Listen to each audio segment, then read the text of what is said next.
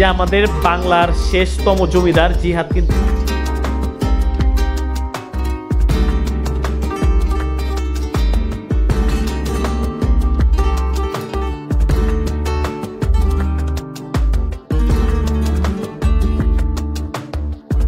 আমরা কিন্তু চলে আসছি এই সেই 201 বিশিষ্ট মসজিদ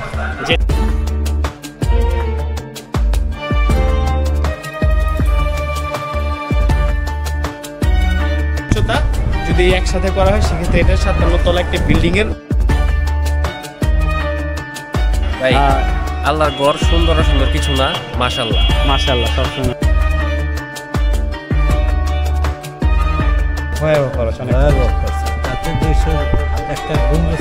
অনেক টাকা চলে গেছে ঘর থেকে বের হতে হবে ঘর থেকে বের না হলে আসলে এইসব দৃশ্য কিন্তু কখনোই এতটা উপলব্ধি করতে পারবেন না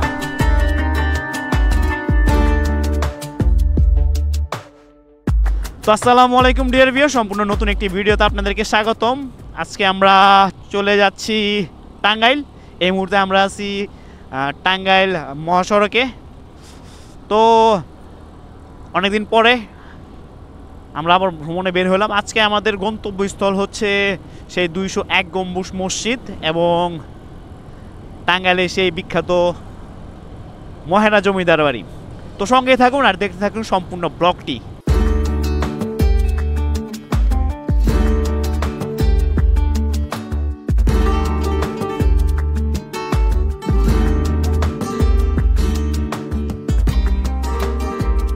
তো আমরা কিন্তু এই মুহূর্তে মহারাতে চলে আসি আর এটা হচ্ছে মহারা সেই পুলিশদের কি বলে এটা ট্রেনিং ইনস্টিটিউশন এখানে কিন্তু আমরা আমাদের গাড়িটাকে পার্ক করলাম তো পার্কিং চার্জ মোটরসাইকেল 20 টাকা তো আমরা এখন এখান থেকে টিকিট কাটবো তো এখন 100 টাকা করে দুইটা টিকিট কাটার পরে আমরা ভিতরে ঢুকবো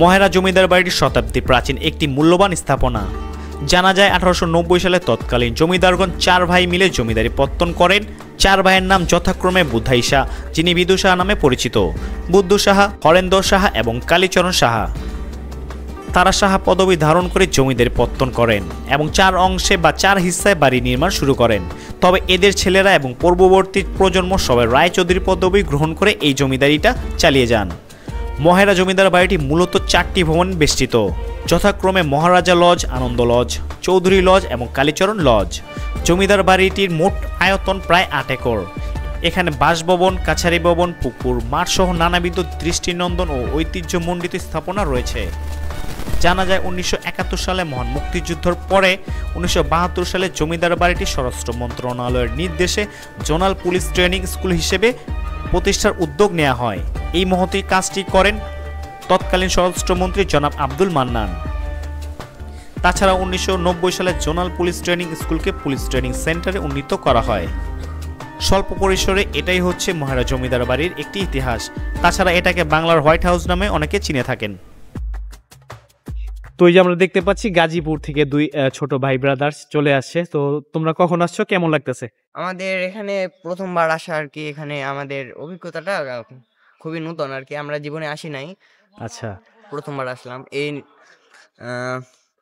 এই জমিদার বাড়ি সম্পর্কে তুমি কি জানো তোমার কি কোনো জানাশোনা কোনো কিছু আছে এরকম সেই রকম জানা সম্বন্ধে আমি ওইরকম গবেষণা আর কি করি নাই আমিও একটা পার্সোনালি একটা ব্লগিং করার জন্য এখানে এসেছি আচ্ছা আচ্ছা তোমার ব্লগের নাম কি আমার ফেসবুক পেজের নাম রিন্ময় হালদার হালদার যাক বেস্ট অফ লাক তুমিও ঘুরো আমরা আসলে বিভিন্ন জায়গায় ঘুরি এবং ঘোরার পরে জাস্ট এগুলোকে রিল করে রাখি কেউ দেখলে দেখবে না দেখলেও প্রবলেম নাই কিন্তু আমি আমাকে দেখবো 5 বছর পরে দ্যাটস ইট অ্যাচিভমেন্ট আর এটার জন্য কিন্তু ঘোরা জি তো যাই হোক বেস্ট অফ লাক তোমরাও ঘুরো আমরাও ঘুরতে থাকি দেখি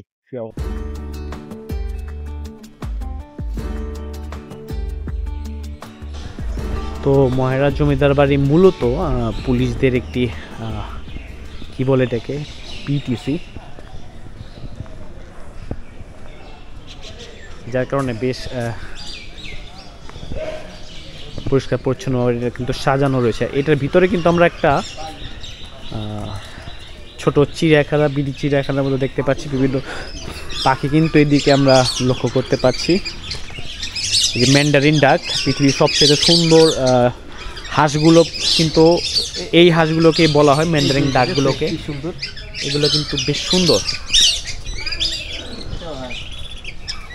ওই যে এখানে আমরা পাতি সরালি দেখতে পাচ্ছি, এগুলো কিন্তু বেশ সুন্দর।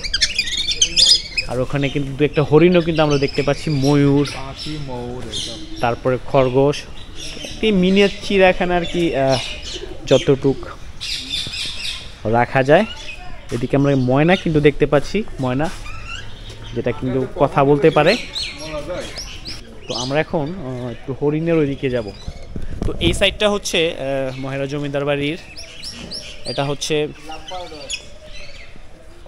মিনি চিড়িয়াখানা জোন। এইখানে কিন্তু কিছু হরিণ, তারপরে ম্যান্ডারিন ডাক, খরগোশ, তারপরে কি বলে ময়ূর, এগুলো কিন্তু রাখা আছে। আর এই সামনে কিন্তু আমরা দেখতে পাচ্ছি হরিণ। এখানে কিন্তু আমাদের চিত্রা হরিণ যেটাকে বলে, এটা কিন্তু এদিকে দেখা যাচ্ছে। ওই যে ওদিকে এখন শীতের সকাল, তো সবাই কিন্তু রোদ পোহাতে ব্যস্ত। তো বেশ সুন্দর এবং টিপটপ কিন্তু রয়েছে এলাকাটা, বেশ ভালো লাগতেছে এই মুহূর্তে। ওই যে হরিণগুলো আপনারা দেখতে পাচ্ছেন, এই যে এদিকে কিন্তু একটি হরিণ কিন্তু বসা আছে।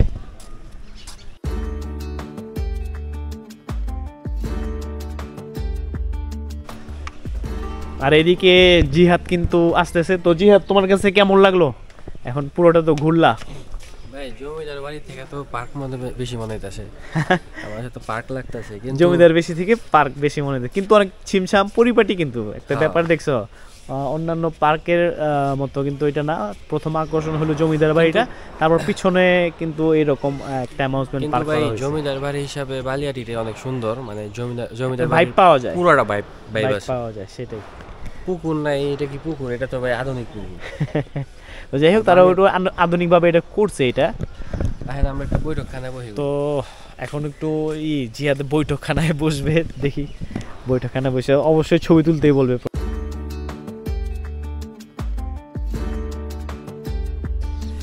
এই যে আমাদের বাংলার শেষতম জমিদার জিহাদ কিন্তু এদিকে অলরেডি বসে আছে। বাংলার বালিয়াটি জমিদার বাড়িতে এসে সে কিন্তু একটা জমিদারি ভাব নিয়েছে। তো তুমি এই জমিদারি চেয়ারে বসার পরে তোমার প্রতিক্রিয়া কি জানতে চাচ্ছি? প্রতিক্রিয়া কি মানে, আপনার এই যে কইলাম আমরা সাইডের আমার বাইনাগুলো উঠাইবার, আপনি কি উঠাইছেন? না, আমি তো উঠাই নাই। তাহলে আপনি হেনে গা ভাই, আমি আবার বাইনা গেলে উঠা যায় হেন, আপনি জমিদারের কাছে আইছেন ভাই, মানে বিরোধ বাড়াইছেন। তা আসলে জমিদারিতে মানে চেয়ারটা এমন একটা চেয়ার, পাগলা একটা চেয়ার, যে এই ক্ষমতার চেয়ারে বসে সে কিন্তু জিহাদের মধ্যে এরকম পাগল হয়ে যায়, যদিও সে মাত্র কয়েক মিনিটের জন্য পাগল হয়েছে। আচ্ছা, যাই।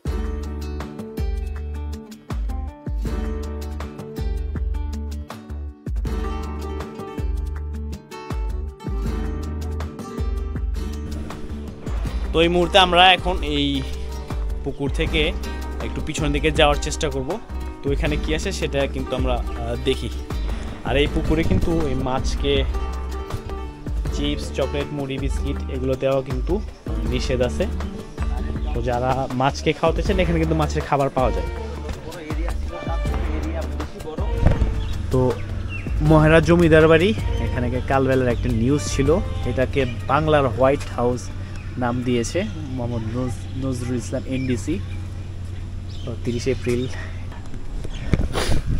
তো আসলে মহেরা জমিদার বাড়িকে অনেকে বাংলার হোয়াইট হাউস বলে থাকে। আসলে এটা বেশ সুন্দর, আমরা দেখতে পেলাম পুরোটা একদম সাদা হোয়াইট করা হয়েছে, মাঝখানে হচ্ছে সোনালি রঙের বিট দেওয়া হয়েছে, যেটা দেখে আসলে এটাকে হোয়াইট হাউসের মতোই কিন্তু মনে হয়। তো বেশ সুন্দর, ভালো লাগলো। আর এটা কিন্তু চারপাশটা আমরা দেখতে পাচ্ছি। এখানে কিন্তু ছোটখাটো একটি অ্যাকোরিয়াম আমরা দেখতে পাচ্ছি, বিদেশি মাছ কিন্তু এদিকে আছে, বেশ বড়সড় একটি অ্যাকোরিয়াম, এই যে আপনারা দেখতে পাচ্ছেন। কয়েক প্রজাতির মাছ কিন্তু আমরা এই মুহূর্তে দেখতে পাচ্ছি এখানে। তো আসলে এটাকে একটা পার্কের মতোই কিন্তু করে ফেলা হয়েছে। সামনে একটা পার্ক, এটা আসলে জমিদার বাড়ি জাস্ট ওটাকে রেখে পিছনটাকে ইমপ্লিমেন্টেশন করা হয়েছে একটা পার্কের মতো করে।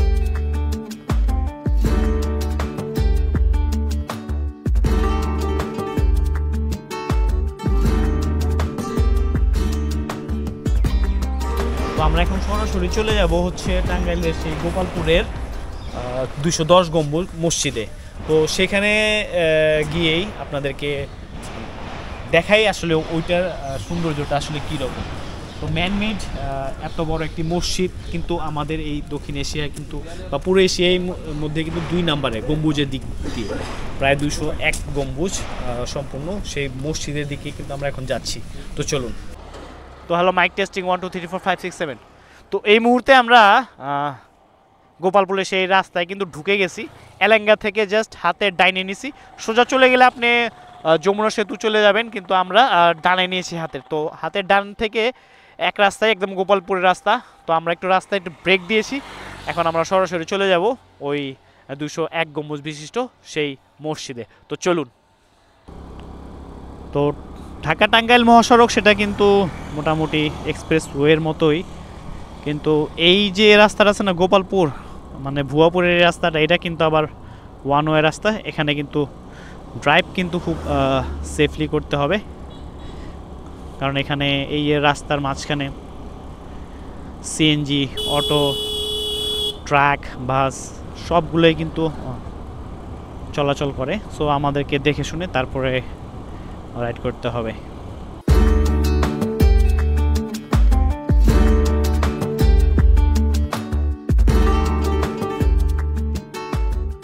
তো রাইড করতে করতে এমন একটা জায়গায় চলে আসছি, জাস্ট অসাম। মানে কি বলবো, দুই দিকে এরকম মানে নদী আর মাঝখানে হচ্ছে অস্থির, এক কথায় কি বলবো অসাধারণ গ্রাম্য একটি পরিবেশ। এখানে তো থামায় রাখতে মনে চেয়েছিল গাড়িটা, কিন্তু সুযোগ হলো না। খুবই সুন্দর অসাধারণ একটি সিনারিও কিন্তু আমরা এই মুহূর্তে অনুধাবন করলাম। চমৎকার অস্থির একটি রাস্তা আমরা কিন্তু দেখতে পাচ্ছি, দুই দিকে বাঁশঝাড়, মানে চরম। তো আপনারা দেখতে পাচ্ছেন এই যে বিস্তীর্ণ প্রান্তর জুড়ে শুধু সরিষার ক্ষেত আর সরিষার ক্ষেত, মানে কি বলবো, এক কথা অসাধারণ। তো একটু সরিষার ক্ষেতে নামা উচিত, আমরা একটু নামবো এখন। খুবই সুন্দর একটি জায়গা কিন্তু আমরা এই মুহূর্তে দেখতে পাচ্ছি, মানে কি বলবো, এক কথা অসাধারণ। এত সুন্দর সরিষার ক্ষেত, মানে বিস্তীর্ণ যতটুক চোখ যাইতেছে জাস্ট সরিষার ক্ষেত, মানে এক কথা অসাধারণ। এই হচ্ছে আমাদের বাংলাদেশ, আসলে অনেক সুন্দর, এটা কিন্তু বলার অপেক্ষায় রাখে না। যা যত দূর চোখ যেতেছে আপনারা শুধু সরিষার ক্ষেত আর সরিষার ক্ষেত। তো এই মুহূর্তে আমরা কিন্তু চলে আসছি টাঙ্গাইলের সেই বিখ্যাত কি বলে মসজিদ, 201 গম্বুজ মসজিদ। কিন্তু তার আগে যাওয়ার আগে এমন একটি প্রাকৃতিক পরিবেশ দেখলাম, যেটাতে যদি আমি না থামতাম তাহলে আমার এই ট্যুরটা কিন্তু একদম অসম্পূর্ণ হয়ে যেত। কারণ এই বিস্তীর্ণ যে সরিষার ক্ষেত আমি কিন্তু এর আগে জীবনও দেখি নাই। একটা দুইটা ক্ষেত আমি দেখছি, কিন্তু এইরকম মানে মাঠের পর মাঠ, জাস্ট কি বলবো সরিষার ক্ষেত, এটা আমি কখনোই দেখি নাই। তো আল্লাহ তাআলা এই দুনিয়াটাকে অনেক সুন্দর করে গড়ে তুলেছেন এবং এগুলোকে দেখার তৌফিক দান করেছেন আমাকে। সেই জন্য আল্লাহ তাআলার দরবারে অশেষ অশেষ শুকরিয়া এবং আলহামদুলিল্লাহ। তো আমরা একটু ভিতরে যাই সরিষার ক্ষেতের। ঘর থেকে বের হতে হবে, ঘর থেকে বের না হলে আসলে এইসব দৃশ্য কিন্তু কখনোই আপনারা উপলব্ধি করতে পারবেন না। মানে কি বলবো, এক কথা অস্থির। আমরা ঢাকাতে শুধু এক দুইটা ক্ষেত দেখি, কিন্তু এখানে তো মাঠের পর মাঠ।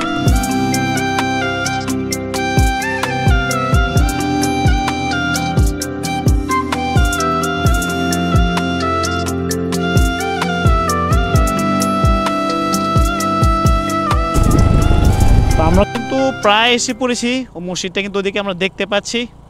আর এই যে সুন্দর একটি খাল কিন্তু আছে, খাল না নদী আই ডোন্ট নো, বাট বেশ পরিষ্কার পরিচ্ছন্ন পানি কিন্তু আমরা এই মুহূর্তে দেখতে পাচ্ছি এই খালটার ভিতরে। আর এই সেই 210 মানে 201 গম্বুজ মসজিদ আমরা কিন্তু চলে আসছি।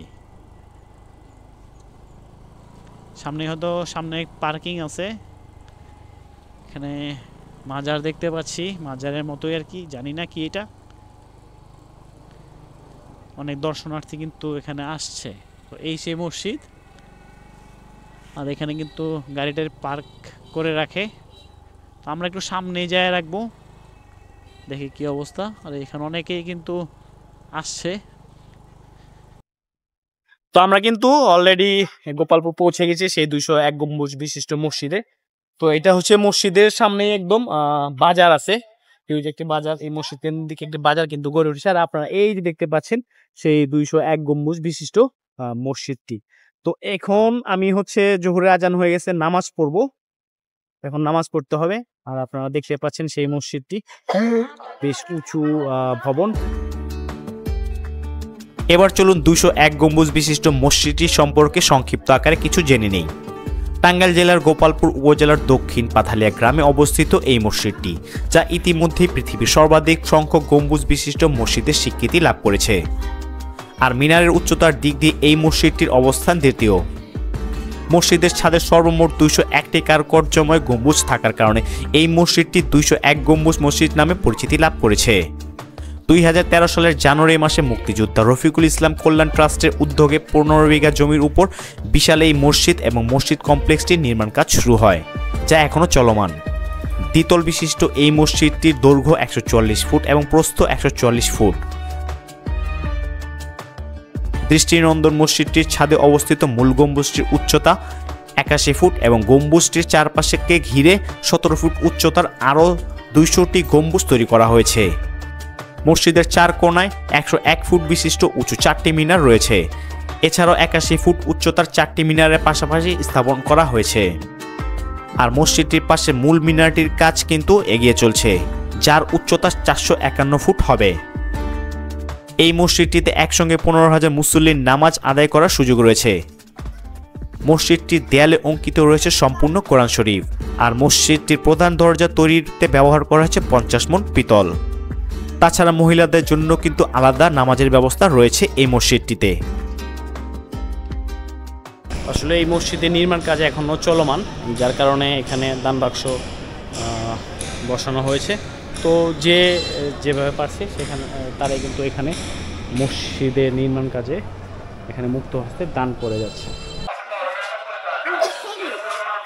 তো আমরা কিন্তু চলে আসছি এই সেই 201 গম্বুজ বিশিষ্ট মসজিদ, যেটা আমাদের এশিয়ার না পৃথিবীর ধরতে গেলে অনবদ্য।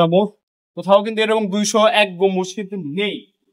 তো আপনার গম্বুজগুলো দেখেন, জাস্ট এক কথায় অসাধারণ। আর এই মসজিদটির নির্মাণ ব্যয় কিন্তু প্রায় 100 কোটি টাকা ধরা হয়েছে। এখন পর্যন্ত কিন্তু এটা আন্ডার কনস্ট্রাকশন, এখনো কিন্তু এই মসজিদের কাজগুলো কিন্তু চলছে। তো এখানে কিন্তু অনেকগুলো মিনার রয়েছে, প্রায় 1, 2, 3, 4, 5, 6, 7টা মিনার কিন্তু রয়েছে। মাঝখানে একটি হচ্ছে বড় বিল্ডিং এর উচ্চতা সমান কিন্তু। তো আমরা আপনাদের আরো ভিতরে নিয়ে যাই এবং গম্বুজগুলোকে পরিপূর্ণভাবে দেখার সুযোগ করে দিই। চলেন।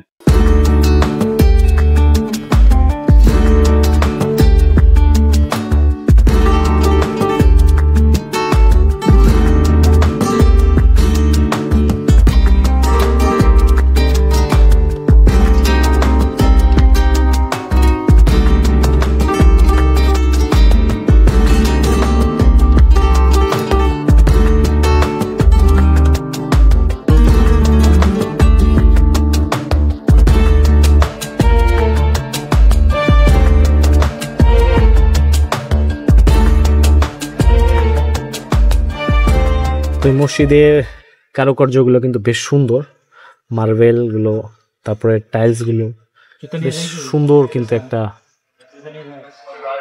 অবশ্যই প্রশংসার দাবিদার। তো এটা এখনো কিন্তু আন্ডার কনস্ট্রাকশনে, যার কারণে এটা কাজ এখনো চলমান। সেই 2013 সাল থেকে এটা সম্ভবত কাজ শুরু করেছে, এখনো কিন্তু শেষ করতে পারেনি। তো এটা ভিতরেও কিন্তু বেশ সুন্দর, মাশাআল্লাহ, খুবই সুন্দর জমন্ডিত একটি মসজিদ। ওখানে কিন্তু নামাজ হচ্ছে, আমি কিন্তু নামাজ অলরেডি পড়লাম। তো আল্লাহ তাআলার কাছে অশেষ শুকরিয়া, এইরকম একটি মসজিদে এসে কিন্তু আল্লাহ তাআলা আমাকে নামাজ পড়ার সুযোগ দান করেছেন। তো বেশ সুন্দর।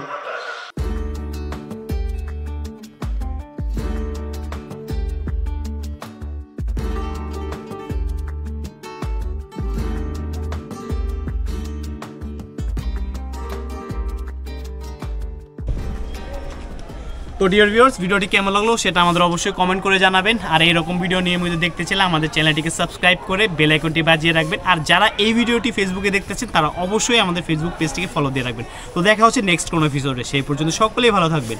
ধন্যবাদ।